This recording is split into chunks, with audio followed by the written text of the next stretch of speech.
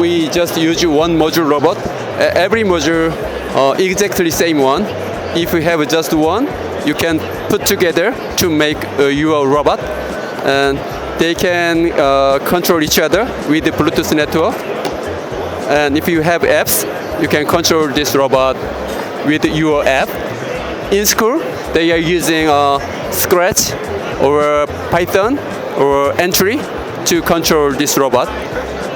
Also, you can play with this robot, and if you don't have any smart device, then you can use stand-alone robot. In school, they are using a Lego connection part to make their Lego robot with this.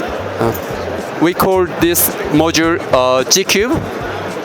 In Korea, a lot of companies are using G-Cube to collaborate their product to make their own robot. Yes. Thank you.